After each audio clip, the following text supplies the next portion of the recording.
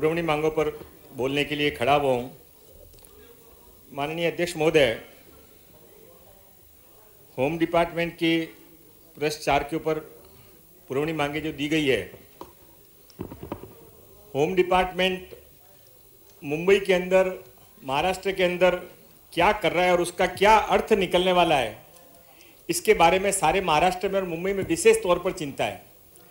माननीय अध्यक्ष महोदय, बहुत साल पहले एक घटना आसाम के अंदर हुई थी, जब आसाम के कुछ जिलों के अंदर हिंदुओं को वहां से खदेड़ा गया और धीमे धीमे वहां ऐसा हो गया कि जो हिंदू बहुल क्षेत्र थे वो बांग्लादेश से, म्यांमार से आए हुए मुस्लिम बहुल क्षेत्र बन गए और हिंदू वहां माइनॉरिटी में आ गए। थोड़े सालों के बाद में वही घटना उत्तर प्रदेश के कैराना में हुई। माननीय अध्यक्ष महोदय, कश्मीर के अंदर पंडितों के साथ क्या हुआ? आश्चर्य होता है माननीय अध्यक्ष महोदय के शिवाजी महाराज के इस महाराष्ट्र के अंदर, मुंबई के अंदर, आज मुंबई शहर के मालवनी जैसे इलाके के अंदर वही हो रहा है। माननीय अध्यक्ष महोदय, अभी 4 महीने पहले जब सारे भारत के अंदर, भारत के आराध्य भगवान राम के मंदिर के लिए सारे भारत के हिंदू साथ में जुड़कर आगे आ रहे थे, उस समय भगवान राम के मंदिर के निर्माण के पोस्टर फाड़े गए और पोस्टर किसी और ने नहीं फाड़े, वहां के पुलिस वालों ने जाकर फाड़े। और वहां कर जब हिंदुओं ने जाकर पुलिस में कंप्लेंट की तो उनके खिलाफ में एफआईआर कराई गई।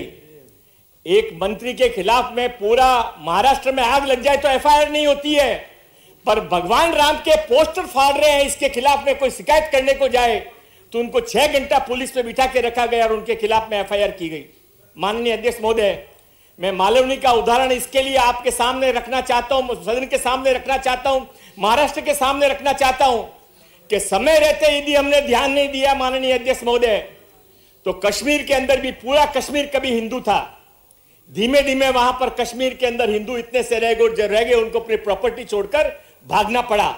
अभी माननीय अमित भाई ने, माननीय मोदी जी ने वापस 370 के अंदर से उनको वापस अपने घरों में बसाया है। मैं माननीय मोदी जी का और सम्माननीय अमित भाई शाह का इस पे अभिनंदन करना चाहता हूं। पर माननीय अध्यक्ष महोदय, महाराष्ट्र में क्या हो रहा है? महाराष्ट्र में अध्यक्ष महोदय, मैं ये वोटर लिस्ट के ऊपर से आपको बता रहा हूं, आप 5-5 साल की वोटर लिस्ट का चेंज करके देखिए। पिछले 5 सालों के अंदर मलाड विधानसभा के अंदर हिंदू वोट साधारणतया जितने सब जगह बढ़ते हैं उतने 5 या 7% बढ़ने चाहिए। कितने बड़े माननीय अध्यक्ष महोदय? 15,000 हिंदू वोट कम हो गए, 12,000 मुस्लिम वोट बढ़ गए। और ये माननीय अध्यक्ष महोदय अपना आप नहीं हुआ है, इसके पीछे बहुत बड़ा षड्यंत्र है। उसके पीछे रोहिंग्याओं को लाके बसाया जाता है, वहां पर बांग्लादेशियों को लाके बसाया जाता है, ड्रग का बिजनेस उनको दिया जाता है, सरकारी जमीनों पर उनका कब्जा करवाया जाता है। माननीय अध्यक्ष महोदय, मुझे अपनी बात पूरी करने दीजिए। माननीय अध्यक्ष महोदय, एक मिनट। सभागृहामध्ये आणि रेकॉर्डमध्ये चुकीचा जाता कामा नये म्हणून उत्तरात नाही, फक्त काय असं आहे, त्याच्यात काय पॉलिटिक्स वगैरे नाही, ह्यांचं जे म्हणणं आहे ते कुठेतरी चुकत आहे आजही। कारण ते मलाड मतदारसंघ माझा आहे, मी तिकडे प्रतिनिधित्व करतोय। 3 लाख मतदारचा जो संघ असणार त्याच्यात आजही 2,30,000 पेक्षा जास्त हिंदू मत आहेत।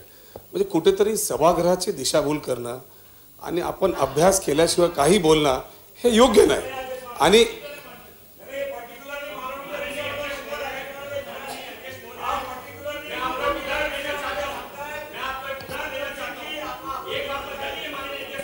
हे लोधाजी 5 साल जो थी आप ही की सरकार थी, 5 साल के अंदर गृह मंत्री मैं नहीं था ना, यही देवेंद्र जी बैठे वही गृह मंत्री थे आप। नहीं, इस तरीके से सभागृह में और आने वाले चुनाव को ध्यान में रख के इस तरीके की बातें करके मुंबई शहर में वातावरण खड़ा करना ये ठीक नहीं है। ओके। लोढ़ा जी, माननीय अध्यक्ष महोदय, माननीय अध्यक्ष महोदय, वहां पर एक छेड़ा नगर है, मैं आपको उदाहरण के साथ में प्रस्तुत करना चाहता हूं। छेड़ा नगर में माननीय अध्यक्ष महोदय, छेड़ा नगर में एक मिनट में एक मिनट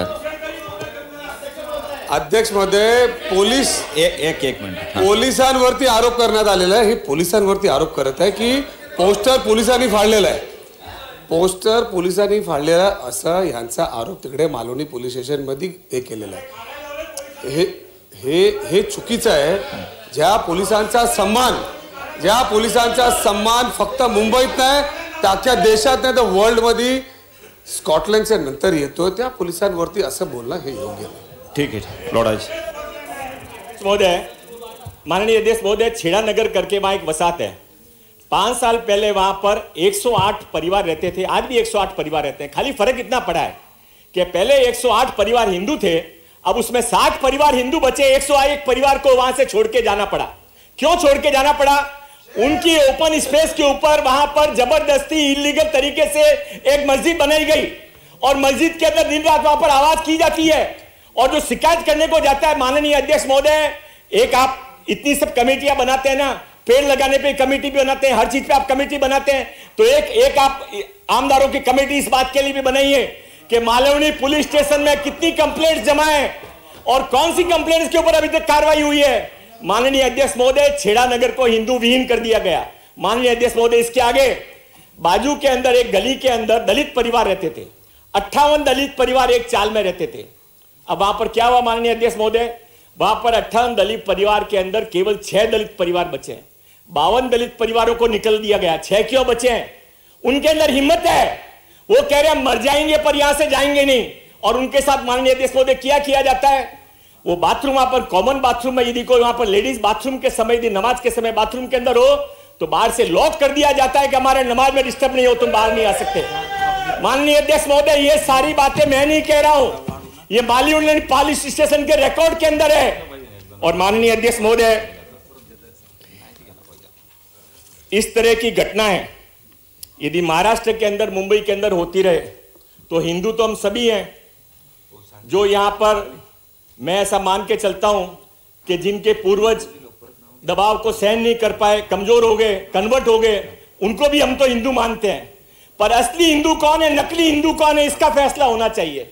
माननीय अध्यक्ष महोदय, महाराष्ट्र के अंदर, मुंबई के अंदर हिंदू आने वाले समय के अंदर माइनॉरिटी में आ जाएगा. इसकी शुरुआत मालवनी पैटर्न से हुई है. इस मालवनी पैटर्न को रोकना चाहिए. और माननीय अध्यक्ष महोदय, मैं गृह मंत्री जी से निवेदन करूंगा, माननीय मुख्यमंत्री जी से निवेदन करूंगा कि आप इसके बारे में कोई विशेष, आप मालवनी की पूरी रिपोर्ट मंगवा लीजिए. तो मैं आपको सारी रिपोर्ट सबमिट करने वाला हूं. माननीय अध्यक्ष महोदय, ये डर, ये परेशानियां, आज महाराष्ट्र में हिंदू क्यों परेशान है, क्यों हिंदू डर रहा है?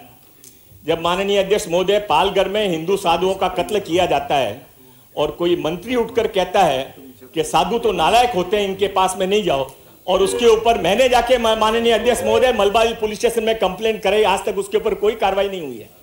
ये साधु जैसी संस्था के ऊपर यदि आघात किया जाएगा, है किसी की हिम्मत जो महाराष्ट्र के अंदर मौलवियों के बारे में ऐसा बोले, किसी फादर के बारे में ऐसा बोले?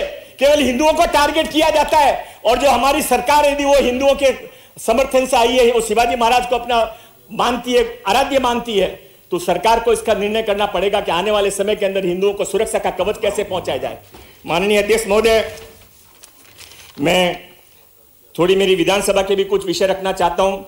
मुझे मालूम नहीं मेरी बात कहां तक पहुंचेगी. संसदीय मंत्री यहां पर हैं, वो यदि मुख्यमंत्री तक बात पहुंचा सके हैं. मुझे लगता है आपका भी ये प्रिय विषय है. अभी चाहे कुछ भी हो गया हो, पर आपका मन अभी भी हिंदू है, ऐसा हमको लगता है. तो आप इसके बारे में मालवनी को पूरे मुंबई में फैलने नहीं देंगे. तो मानखुर्द में फैल जाएगा, चैम्बूर में फैल जाएगा, मुमरा में फैल जाएगा. माननीय अध्यक्ष महोदय, इसमें कुछ भी गलत नहीं है. ये सब मालवनी पुलिस स्टेशन के रिकॉर्ड के अंदर है. माननीय अध्यक्ष महोदय, एक माननीय अध्यक्ष महोदय, इसके बारे में एक कमेटी बैठी थी. एक मिनिट. कुठल्याही मतदारसंघाचं नाव या पद्धतीने करणं, पॅटर्न करणं हे चुकीचं आहे. हे बरोबर नाही. बरोबर. तिकडे जर चुका होत असतील, तिकडे जर चुका होत असतील तर कारवाई करा. चुका होत असतील तर कारवाई करा, पण अख्खा पॅटर्न करणं हे शोभा देत नाही त्यांना. हे शोभा देत नाही. बोला लोढ़ा. माननीय अध्यक्ष महोदय, ये आवाज यहाँ रुकेगी नहीं, ये बात यहाँ झुकेगी नहीं, ये बात आगे जाएगी. और जिस तरह से कश्मीर में वापस हिंदुओं को बसाया गया, मालवनी मलाड के अंदर भी पॉलिटिकल पैटर्न को वापस चेंज किया जाएगा। महाराष्ट्र हिंदुओं का है, हिंदुस्तान हिंदुओं का है, और यहां पर हिंदू हिंदुस्तान कभी दो मार। आप माननीय अध्यक्ष महोदय जागीर तो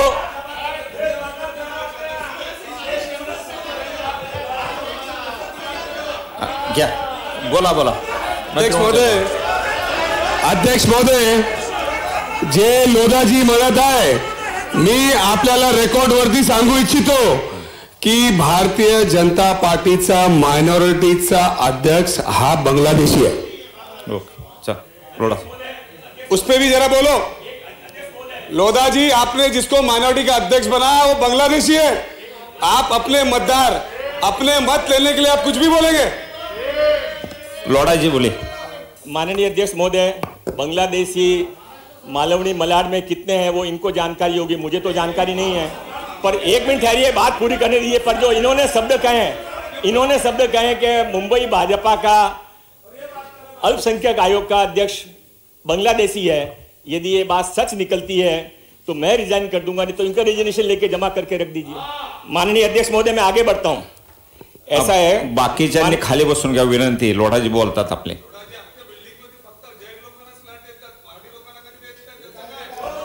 हाँ बोला लोढाजी, बोला।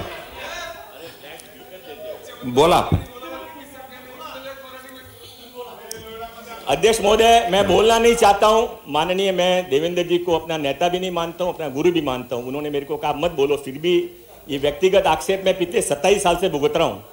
और माननीय अध्यक्ष महोदय, आप ये जैन मराठी की बात करते हो ना, मेरे परिवार वाले बिल्डिंग कंस्ट्रक्शन का बिजनेस करते हैं, और 1-2 नहीं 80% वहां पर मराठी लोग वहां पर रहते हैं। और मेरी कंपनी के अंदर 3000 लोग काम करते हैं मेरे परिवार में, उसमें 80% मराठी है।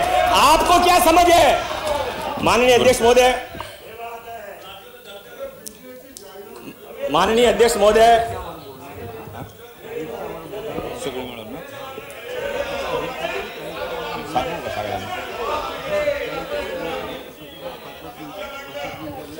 मी सदस्यांना विनंती करतो की अजून आपल्याकडे 40 लोक बोलणार आहेत। 40 मग 40 लोक बोलणार असेल तर प्रत्येकाला जर वेळ आपल्याला